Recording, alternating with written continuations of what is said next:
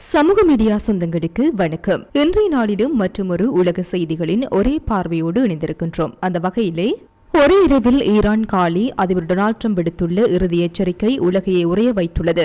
அமெரிக்க நேரப்படி இன்று இரவு 8 மணிக்குள் ஹார்மோஸ் ஜலசந்தியை திறக்கவில்லை என்றால் ஈரானின் அனைத்து பாலங்களும் மின் உற்பத்தி நிலையங்களும் வெறும் 4 மணி நேரத்தில் தரைமட்டமாக்கப்படும் என ட்ரம்ப் டெத் வாரண்ட் பிறப்பித்துள்ளார். ட்ரம்பின் மிரட்டலை பைத்தியகாரத்தனம் என ஈரான் ராணுவம் எள்ளி நகையாடியுள்ளது. ட்ரம்பின் ஆபாச பேச்சு அமெரிக்காவின் கோரமுகத்தை உலகுக்கு காட்டுகிறது. அவர் இன்னும் பேசட்டும் என ஈரானிய தலைவர் சஜித் ஜலீலி கிண்டல் அடித்துள்ளார். ட்ரம்பின் மிரட்டலுக்கு பதிலடியாக ஈரான் தனது மிக கொடூரமான ஏவுகணை தாக்குதலை இஸ்ரேல் மீது தொடுத்துள்ளது. மறுபுறம் ஆபரேஷன் எஃபெக்ட் தொடங்கி ஒரு மாதத்தில் ஈரானின் 13,000க்கும் மேற்பட்டு ராணுவ இலக்குகளை அழித்து விட்டதாக அமெரிக்கா அறிவித்துள்ளது. போர் உச்சத்தில் இருக்கும்போது ஜப்பான், ஆஸ்திரேலியா மற்றும் தென்கொரியா ஆகிய நாடுகள் முதுகு காட்டிவிட்டதாக ட்ரம்ப் பகிரங்கமாக குற்றம் சாட்டும் வேளையில் எங்களுக்கு உதவாத நேட்டோ இனி தேவையில்லை என சாடிய ட்ரம்ப் கிரீன்லாந்து விவகாரமே இந்த பிளவுக்கு காரணம் என போட்டுடைத்துள்ளார். தொடர்ந்து ரம்மின் காலக்கெடு நெருங்குவதால் உலக பங்கு சந்தைகள் கடும் சரிவை சந்தித்து வருகின்றன. இன்று இரவு 8 மணிக்கு தாக்குதல் தொடங்கினால் பெட்ரோல் டீசல் விலை விண்ணை தொடும் என பொருளாதார நிபுணர்கள் அஞ்சுகின்றனர். இன்று இரவு 8 மணி ட்ரம்ப் சொன்னது போல ஈரானின் மின்சாரம் மற்றும் பாலங்களை சிதைக்கப் போகின்றதா? பவர் பிளான் டே மற்றும் பிரிட்ஜ் டே தாக்குதல்கள் தொடங்க போகும் அந்த பதற்றமான நிமிடங்களை விவரிக்கும் முழு தொகுப்பு இதோ. Fourth Monkey Connect coming soon. அமெரிக்க ஈரான் போர் அதன் மிக கொடூரமான கட்டத்தை எட்டியுள்ளது. அதிபர் டொனால்ட் ட்ரம்ப் விடுத்துள்ள எச்சரிக்கை உலக நாடுகளை உறைய வைத்துள்ளது. வெள்ளை மாளிகையில் செய்தியாளர்களை சந்தித்த ட்ரம்ப் ஈரானுக்கான தனது இறுதி காலக்கெடுவை உறுதிப்படுத்தினார். அமெரிக்க நேரப்படி இன்று இரவு 8 மணிக்குள், அதாவது இந்திய நேரப்படி நாளை அதிகாலை 5:30 மணிக்கு ஹார்மோஸ் ஜலசந்தியை திறக்க ஈரான் சம்மதிக்க வேண்டும். ஒப்பந்தம் இல்லையெனில் வெறும் 4 மணி நேரத்திற்குள் ஈரானின் அனைத்து பாலங்களும் மின் உற்பத்தி நிலையங்களும் தரைமட்டமாக்கப்படும். அவை இனி ஒருபோதும் பயன்படுத்த முடியாத அளவிற்கு சிதைக்கப்படும் என ட்ரம்ப் மிரட்டியுள்ளார். ஈரானிய மக்களே இந்த தாக்குதலை விரும்புவதாகவும் எங்கள் மீது குண்டு வீசுங்கள், எங்களை விடுவியுங்கள் என அவர்கள் கெஞ்சுவதாகவும் ட்ரம்ப் ஒரு விசித்திரமான கருத்தையும் முன்வைத்துள்ளார். ட்ரம்பின் மிரட்டலை பைத்தியகாரத்தனம் என ஈரான் ராணுவம் நிராகரித்துள்ளது. 45 நாள் தற்காலிக போர் நிறுத்த ஒப்பந்தத்தை ஈரான் திட்டவட்டமாக நிராகரித்துள்ளது. மிரட்டல் இருக்கும் இடத்தில் பேச்சுவார்த்தைக்கு இடமில்லை என ஈரான் வெளியுறவு அமைச்சர் அப்பாஸ் அரக்சி தெரிவித்துள்ளார். சர்வதேச அரங்கில் ஈரானுக்கு ஆதரவாக ரஷ்யா இப்போது நேரடியாக களமிறங்கியுள்ளது. அமெரிக்கா தனது அல்டிமேட்டம் பாணி அரசியலை கைவிட வேண்டும் என ரஷ்ய வெளியுறவு அமைச்சர் செர்ஜி லாவ்ரோவ் வலியுறுத்தியுள்ளார். யாழ்ப்பாணத்தில் அதிஉயர்ந்த மற்றும் நவீன வசதிகளுடனான டில்கோ ப்ளூ ஓஷன் நிறுவனத்தின் மூலம் வழங்கும் யாழ் ராயல் பேலஸ் ஈரான் மீது ஒரே இரவில் குண்டு வீசி ஒட்டுமொத்த சேதத்தையும் அழைத்து விடுவேன் என அமெரிக்க அதிபர் டொனால்ட் ட்ரம்ப் விடுத்த மிரட்டலுக்கு ஈரான் தரப்பிலிருந்து மிக நிதானமான அதே சமயம் ஆக்ரோஷமான பதிலடி கிடைத்துள்ளது. ட்ரம்ப் ஒரு மாய உலகத்தில் வாழ்ந்து கொண்டிருக்கின்றார் என ஈரான் ராணுவம் தெரிவித்துள்ளது. ஈரானின் மூத்த அரசியல்வாதியான சஜித் ஜலீலி ட்ரம்பின் வசை சொற்கள் நிறைந்து மிரட்டலுக்கு பதிலடியாக ட்ரம்பின் உளறலுக்கு வாயை மூடு என்று சொல்வது தீர்வாகாது, அவரை இன்னும் பேசவிடுங்கள், அமெரிக்காவின் உண்மையான கோரமுகத்தை உலகிற்கு வெளிப்படுத்த ட்ரம்பின் இந்த ஆபாச பேச்சை விட சிறந்த வழி வேறொன்றுமில்லை என அவர் கிண்டலாக தெரிவித்துள்ளார். ஈரான் வெளியுறவு அமைச்சக செய்தி தொடர்பாளர் இஸ்மாயில் பகாஜி அமெரிக்க மக்களை நோக்கி ஒரு முக்கிய செய்தியை விடுத்துள்ளார். உங்கள் பெயரால் மத்திய கிழக்கில் அமெரிக்க அரசு செய்து வரும் அநீதிகள் மற்றும் போர்க்குற்றங்களுக்கு உங்கள் அரசாங்கத்தை நீங்களே பொறுப்பாக்க வேண்டிய நேரம் இது. இது ஒரு அநியாயமான ஆக்கிரமிப்பு போர் என்பதை அமெரிக்க மக்கள் உணர வேண்டும் என அவர் கூறியுள்ளார். இவ்வளவு பதற்றத்திற்கு மத்தியிலும் ஈரான் ஒரு முக்கியமான முன்மொழிவை சமர்ப்பித்துள்ளதாக தகவல்கள் தெரிவிக்கின்றன. பிராந்தியம் முழுவதும் போரை நிறுத்துதல், ஹார்மோஸ் ஜலசந்தியில் பாதுகாப்பான பயணத்திற்கு உத்தரவாதம், ஈரானின் மீதான பொருளாதார தடைகளை நீக்குதல், போரினால் சேதமடைந்த இடங்களை புனரமைப்பதற்கான உறுதிமொழி ஆகியன குறித்த முன்மொழிவில் உள்ளடங்குகின்றன.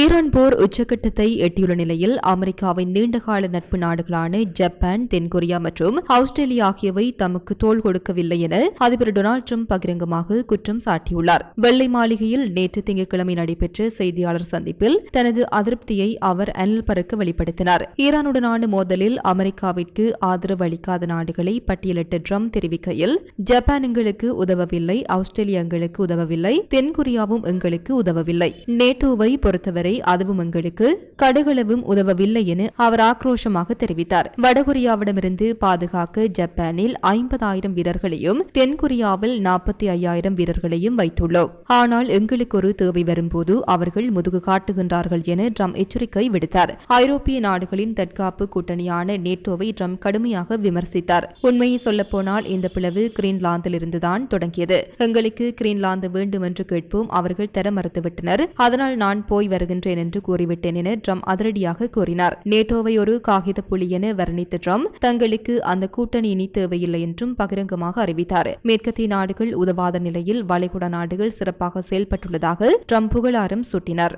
சவுதி அரேபியா, கத்தார், ஐக்கிய அரபு அமீரகம், பக்ரைன் மற்றும் குவைத் ஆகிய நாடுகள் சிறப்பாக செயல்பட்டுள்ளன. போருக்கு அருகாமையில் இருந்தும் அவர்கள் எங்களுக்கு துணை நிற்கின்றார்கள் என அவர் பாராட்டினார். ஈரான் மீதான அமெரிக்காவின் ஆபரேஷன் எபிக் ஃபியூரி போர் நடவடிக்கை தொடங்கி ஒரு மாதத்தை கடந்துள்ள நிலையில் ஈரானின் ராணுவ கட்டமைப்புகள் முற்றிலுமாக சிதைக்கப்பட்டுள்ளதாக அமெரிக்க மத்திய கட்டளை பிரிவு அதிகாரப்பூர்வமாக அறிவித்துள்ளது. இதுவரை 13,000க்கும் மேற்பட்ட இலக்குகள் வெற்றிகரமாக தாக்கி அளிக்கப்பட்டுள்ளதாக அந்த அறிக்கை தெரிவிக்கின்றது. மத்திய கிழக்கில் அமெரிக்க படைகளை வழிநடத்தும் சென்காம் வெளியிட்டுள்ள சமூக ஊடக பதிவில் ஈரானின் ராணுவ பலம் எவ்வாறு சீர்குலைக்கப்பட்டுள்ளது என்பது விவரிக்கப்பட்டுள்ளது. ஹார்மோஸ் ஜலசந்தியில் அட்டகாசம் செய்து வந்த ஈரானின் 150க்கும் மேற்பட்ட போர்க்கப்பல்கள் மற்றும் ரோந்து படகுகள் அமெரிக்க தாக்குதலில் முற்றிலுமாக அழிக்கப்பட்டுள்ளன அல்லது பயன்படுத்த முடியாத அளவிற்கு சேதம் அடைந்துள்ளன. ஈரானின் ஏவுகணை தளங்கள், ஆயுத கிடங்குகள் மற்றும் தகவல் தொடர்பு மையங்கள் என மொத்தம் 13,000க்கும் மேற்பட்ட இடங்கள் துல்லியமாக தாக்கி அளிக்கப்பட்டுள்ளன. இந்த போரில் அமெரிக்கா தனது அதிநவீன மற்றும் சக்தி வாய்ந்த ஆயுதங்களை முழுவீச்சில் பயன்படுத்தி வருகின்றது. டெடார்களில் சிக்காமல் புகுந்து தாக்கும் F-35 ஸ்டெல்த் விமானங்கள் ஈரானின் வான் பாதுகாப்பு வலயங்களை தகர்த்து வருகின்றன. பிரமாண்டமான B-52 குண்டுவீச்சு விமானங்கள் ஈரானின் நிலத்தடி பதுங்குகுழிகள் மீது டன் கணக்கிலான குண்டுகளை வீசி வருகின்றன. அணுசக்தியால் இயங்கும் பிரமாண்ட விமானம் தாங்கி கப்பல்கள் மற்றும் நீர்மூழ்கி கப்பல்கள் ஈரானை சுற்றிலும் முற்றுகையிட்டுள்ளன. நாங்கள் ஈரானை கிட்டத்தட்ட முடக்கிவிட்டோம் என சென்காம் கூறி வரும் வேளையில் அதிபர் ட்ரம்ப் விதித்துள்ள இன்று இரவு 8 மணி காலக்கெடு உலகையே பதற்றத்தில் வைத்துள்ளது. எஞ்சியுள்ள ஈரானின் மின் உற்பத்தி நிலையங்கள் மற்றும் பாலங்களை அளிக்க இந்த ராட்சத விமானங்கள் இப்போது வேண்டுமானாலும் பறக்க தயாராக உள்ளன. அமெரிக்கா விதித்த காலக்கெடு முடிவடைய இன்னும் சில மணி நேரங்களே உள்ள நிலையில் ஈரான் தனது மிக கொடூரமான ஏவுகணை தாக்குதலை இஸ்ரேல் மீது தொடுத்துள்ளது. இதுவரை கண்டிராத வகையில் இஸ்ரேலின் மையப்பகுதியான டெல் அவிவ் மற்றும் முக்கிய துறைமுக நகரமான கைபா ஆகிய இடங்கள் ஈரானிய ஏவுகணைகளால் துளைக்கப்பட்டுள்ளன. ஈரான் ஏவிய ஏவுகணைகளில் ஒன்று ஹைபாவில் உள்ள மக்கள் குடியிருப்பு கட்டடம் ஒன்றின் மீது நேரடியாக விழுந்து வெடித்தது. ஏவுகணை தாக்குதலில் அடுக்குமாடி குடியிருப்பு ஒன்று பகுதியளவில் இடிந்து விழுந்து தரைமட்டமானது. இடிபாடுகளில் சிக்கி 4 பேர் சம்பவ இடத்திலேயே உயிரிழந்தனர். மேலும் பலர் காணாமல் போயுள்ளதால் உயிரிழப்பு எண்ணிக்கை அதிகரிக்கக்கூடும் என அஞ்சப்படுகிறது. இரத்த வெள்ளத்தில் உறைந்து கிடக்கும் ஹைபா நகரில் மீட்பு படையினர் போர்க்கால அடிப்படையில் பணியாற்றி வருகின்றனர். இஸ்ரேலின் தலைநகர் டெல் அவிவ் நகரை இலக்கு வைத்து ஈரான் தனது புதிய ஏவுகணை தொழில்நுட்பத்தை பயன்படுத்தியுள்ளது. ஈரான் புரட்சிகர பாதுகாப்பு படை பயன்படுத்திய புதிய வகை ஏவுகணைகள் நடுவானில் வெடித்து பல சிறிய குண்டுகளாக சிதறி விழுந்துள்ளன. இஸ்ரேலின் பெருமைமிக்க அயன் டோம் மற்றும் பிற வான் பாதுகாப்பு அமைப்புகள் இந்த முறையை எதிர்கொள்ள முடியாமல் திணறியுள்ளன. இதனால் பல ஏவுகணைகள் இலக்குகளை துல்லியமாக தாக்கியுள்ளன. ட்ரம்ப் ஒரே இரவில் ஈரானை அழிப்பேன் என மிரட்டிய சில மணி நேரங்களிலேயே ஈரான் இந்த தாக்குதலை நடத்தியிருப்பது நாங்கள் எதற்கும் தயார் என்ற செய்தியை உலகுக்கு சொல்லியுள்ளது. டெல் அவிவ் நகரின் பல பகுதிகள் தீப்பிடித்து எரிந்து வரும் நிலையில் இஸ்ரேல் இதற்கு மிக கடுமையான பதிலடி கொடுக்கும் என எதிர்பார்க்கப்படுகிறது. ஈரான் மீதான அமெரிக்காவின் காலக்கெடு இன்றுடன் முடிவுக்கு வருவதால் உலகளாவிய முதலீட்டாளர்கள் மத்தியில் கடும் பீதி ஏற்பட்டுள்ளது. ஒருபுறம் போர் மேகங்கள் சூழ, மறுபுறம் கச்சா எண்ணெய் விலை தாறுமாறாக உயர்ந்து வருவது உலக பொருளாதாரத்திற்கு பெரும் அச்சுறுத்தலாக மாறியுள்ளது. ஹார்மோஸ் ஜலசந்தி திறக்கப்படாவிட்டால் ஈரானின் மின் உற்பத்தி நிலையங்கள் மற்றும் பாலங்கள் மீது தாக்குதல் நடத்தப்படும் என்ற ட்ரம்பின் மிரட்டலால் எண்ணெய் விநியோகம் முற்றிலுமாக பாதிக்கப்படும் என வர்த்தகர்கள் அஞ்சுகின்றனர். சர்வதேச சந்தையில் இதன் விலை 0.4% உயர்ந்து ஒரு பீப்பாய் $110.19 வர்த்தகமாகிறது. அமெரிக்க WTI கச்சா எண்ணெய் இதன் விலை 0.8% அதிகரித்து $113.31 உயர்ந்துள்ளது. எண்ணெய் விலை உயர்வு காரணமாக இந்தியா உள்ளிட்ட வளரும் நாடுகளில் பெட்ரோல், டீசல் விலையும் அத்தியாவசிய பொருட்களின் விலையும் உயரும் அபாயம் ஏற்பட்டுள்ளது. இன்று காலை வர்த்தகம் தொடங்கிய முதலே ஆசியாவின் முக்கிய பங்கு சந்தைகள் சரிவை சந்தித்து வருகின்றன. ஜப்பான் ஆரம்பத்தில் லாபத்துடன் தொடங்கினாலும் போர் பதற்றம் காரணமாக 0. 0.2% சரிந்து ஏற்ற இறக்கத்துடன் காணப்படுகிறது. தென்கொரியா முதலீட்டாளர்கள் பங்குகளை விற்று வெளியேறுவதால் 0.75% வரை சரிந்துள்ளது. சிங்கப்பூர் 0.22% சரிவுடன் வர்த்தகமாகிறது.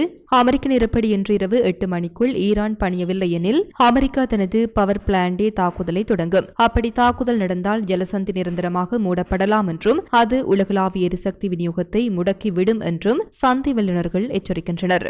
இத்துடன் குறித்த காணொளி நிறைவு பெறுகின்றது. இது தொடர்பிலான உங்களுடைய கருத்துக்களை கமெண்ட் வாயிலாக தெரிவிக்கலாம். இது போன்ற பல செய்திகளை தெரிந்து கொள்ள நம்முடைய சமூக மீடியா யூடியூப் சேனலை சப்ஸ்கிரைப் செய்து அருகிலுள்ள பெல் பட்டனை கிளிக் செய்யுங்கள். மேலும் செய்திகளை உடனுக்குடன் தெரிந்து கொள்ள சமூகமீடியா.com என்ற இணையதளத்தின் வாயிலாக எங்களுடன் இணைந்திருங்கள்.